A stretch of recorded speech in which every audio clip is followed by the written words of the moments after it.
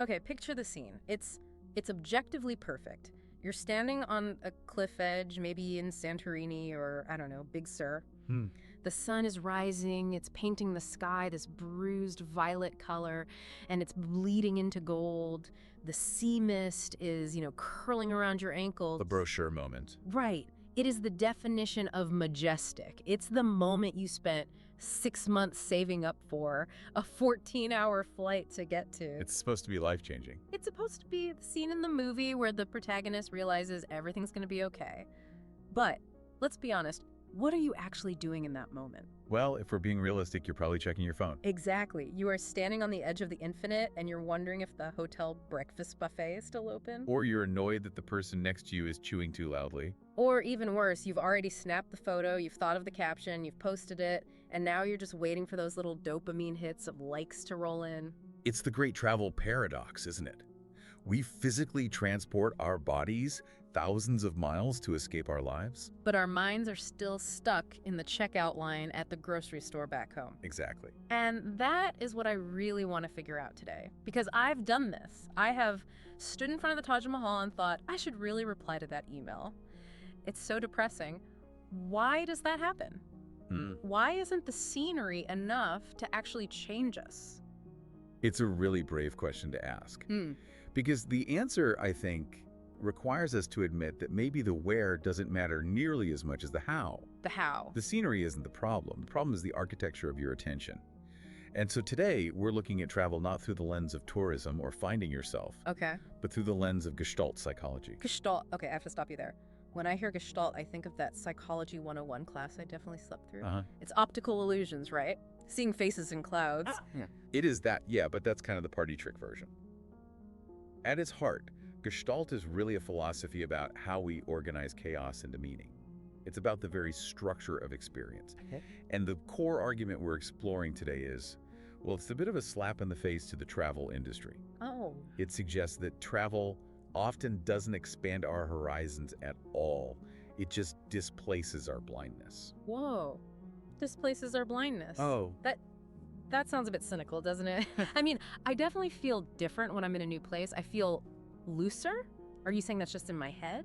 Not that it's in your head, but that you might be misinterpreting why you feel that way. Yeah. The premise here is that the real horizon, it's not a geographical line out there on the ocean. Right. It's a limit of your own awareness.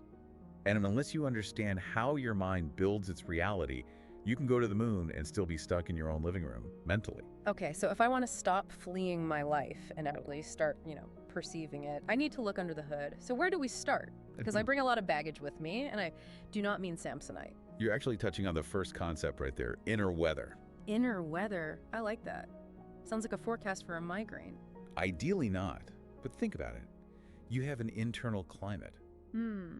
Your anxieties, your stories about yourself, your obsession with efficiency, your insecurity about your job. That's a whole weather system. And it doesn't just stay at home when you leave, it travels in your pocket. So I'm projecting my internal thunderstorm onto the Eiffel Tower. Precisely. You aren't seeing the Eiffel Tower. You're seeing a backdrop for your anxiety. You're treating the world like a stage set for your own internal monologue. Wow. And to really get why this happens, we have to talk about the most fundamental tool in the Gestalt toolkit.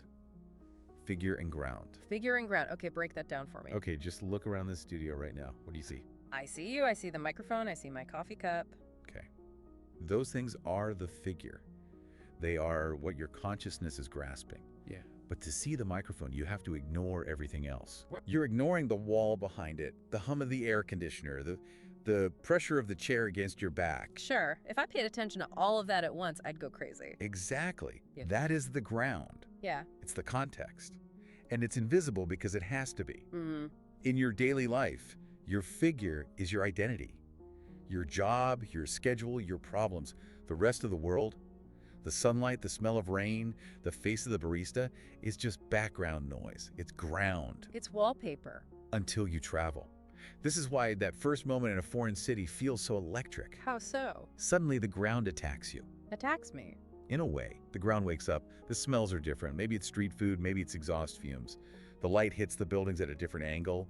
The language is just unintelligible sound. Okay. Suddenly you can't rely on your old figure. the background forces its way to the front. That makes so much sense. That's that alive feeling. It's not that the place is magical, it's that my brain has been forced to flip the script. Yes. The background is suddenly the main character. For a fleeting moment, your daily self, that nagging voice about emails, it just slips into the background because you're too busy trying to figure out how to buy a train ticket in a language you don't speak. It's a shift in perceptual dominance. But here's the thing. That feels good for about 24 hours. And then, at least for me, the itch comes back. I check the news. I start organizing the itinerary like it's a military operation. Why do I do that? Why do I kill the vibe? Because the shift is terrifying. We say we want freedom, but biologically, we want safety. And safety is pattern recognition. When the ground becomes the figure, it's chaotic, it's unstable. So we rush to reestablish the old order. We pull out the phone, we narrate the experience, we try to control it. And turn it into content. If I Instagram the sunset, I've captured it, I've put it in a box, I'm back in control. Exactly. You are consuming the world rather than letting it question you. There's a concept from the philosopher Martin Heidegger that applies perfectly here. He called it verfallen. We're fallen! Sounds like a villain in a Bond movie. It translates roughly to fallingness, or falling prey. It's the tendency of human beings to lose themselves in the they. The they. Who's the they? The they it's the public, the crowd, the algorithm. It's the invisible social script that tells you what you should do. You take the picture of the Mona Lisa, not because you want to see it, but because they say it's important. You're falling into the routine to avoid the anxiety of truly existing as yourself. So we use travel to find ourselves, but we end up just performing for the they. That is bleak. It is. We engage in what Gestalt calls existential avoidance. We are terrified of the open ground, that vast, silent awareness, so we just fill it with noise. Okay, so let me play devil's advocate. What if I just go harder? Instead of looking at paintings, I go bungee jumping, shark diving. That has to force me into the moment, right? I can't check my email if I'm falling off a bridge.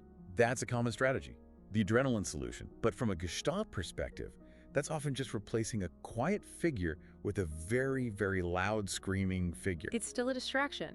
It's sensation-seeking. It forces focus, yes, but it doesn't necessarily restructure your awareness. You're just turning up the volume, so you can't hear the background. True change, the kind that rewires you, requires something much subtler. It requires isomorphism. Isomorphism? Okay, you're throwing the dictionary at me today. Isn't that a biology term? It's Greek iso for same, morph for form. In this context, it refers to the mind's tendency to mirror the structure of its environment. Okay. Think of water in a glass. The water takes the shape of the glass. Right. Your mind is the water. Your daily life, your commute, your office, your living room, that's the glass. Your mind becomes rigid because its container is rigid. You're on autopilot. You don't see the coffee cup, you just see caffeine source. Hey, I like my routine. It's comfortable. And comfort is fine, but comfort is the enemy of perception. Travel breaks the glass. That's the necessary friction. Suddenly the water spills out. The social cues are wrong. The toilet doesn't flush the way you expect. You're in survival mode. So the friction is the point. The friction forces the reorganization. And this is where it gets really interesting. The Gestalt approach outlines 3 specific mechanisms for how this rewires us. And these aren't just, oh, I had a nice time. These are structural changes in the psyche. Okay, let's go through them, because I want to know what is actually happening to my brain when I'm lost in Tokyo. Mechanism number 1 is figure ground reversal. This is where hidden parts of yourself emerge because the context has changed. Like what? Think of a very buttoned-up accountant. Very serious, very controlled. He goes to a festival in Senegal. The music is loud, the rhythm is complex, the social rules are totally different. Right. Suddenly he's dancing until 4 a.m. Okay, but isn't that just being on vacation? Or maybe the rum punch talking? We dismiss it as that. We say, oh, he's just cutting loose, but Gestalt says something deeper is happening. That dancer part of him was always there. It was just in the background because his daily life, his office, didn't have room for it. The new environment allows the background to become the figure. The old identity, the serious accountant, it just doesn't fit the new ground, so the field reorganizes. So he's not becoming a different person, he's just rotating the cube. Exactly. He's letting a suppressed part take the stage. That's actually really validating. It means those vacation versions of ourselves are real. They aren't fake. They are just as real as the work version. They just usually lack the context to exist. Which leads to the second mechanism, which is a bit heavier, unfinished business. That sounds like a mafia term. I have some unfinished business. In therapy, it can feel like it. An unfinished gestalt is a cycle that hasn't closed. A grief you swallowed, a breakup you never processed, a career dream you buried. At home, your routine acts like scaffolding. It holds all that stuff down. You're too busy to feel it. But then you go to a quiet beach. You remove the scaffolding, you're sitting in Santorini, watching that perfect sunset, and suddenly, wham! You're crying over your ex from 3 years ago. I have absolutely had this happen, and you feel guilty. You're like, I'm in paradise. Why am I so miserable? You aren't miserable because of paradise. You're miserable because the distraction is finally gone. Travel reveals what was already there. It allows those loops to surface so they can finally be closed. So, don't fight the crying fit in the Louvre. Never fight it. That's the work being done. Okay, so we have parts of us popping up and old grief surfacing. What's the third mechanism? This one's my favorite. Insight through structural tension. Structural tension. Is this the aha moment? It is, but we misunderstand how insight works. We think it comes from relaxing. Usually it comes from getting stuck. There's a great story about a hiker lost in the Dolomites that illustrates this perfectly. Oh, lay it on me. I love a survival story. So she's hiking, and the fog rolls in. Trail markers disappear. She's completely disoriented. Now, what's her first reaction? Panic, trying to force the map to match the ground. This rock should be here. Right, she's imposing her figure, which is the map, onto the ground, the mountain. And it's not working. That's the tension. She fights it and fights it. But then there's a breaking point. She runs out of energy. She stops. Surrenders. She gets still. And in that stillness, a shift happens. She stops looking for the trail she wants to see and starts seeing the mountain that is there. Wow. She notices the way the moss grows on the windward side. She notices the angle of the slope. She stops talking to the mountain and starts listening to it. Yes, she enters into a relationship with reality. And suddenly, the path reveals itself. Not the one on the map, but the one she needs to take. That's the insight. It comes from the collapse of your old structure. That's profound. We usually try to avoid getting lost, but you're saying getting lost and the panic that comes with it is the prerequisite for seeing clearly. It forces you to drop your mental models. You aren't finding yourself. You're allowing the world to reorganize you. Which brings us to the big idea that honestly blew my mind. This concept of the horizon. This is where we leave psychology and get a little philosophical. A little, it's deep. The idea is that the horizon isn't a place. Right, we think of the horizon as a destination. I want to broaden my horizons. We think that means going to more places. Yeah.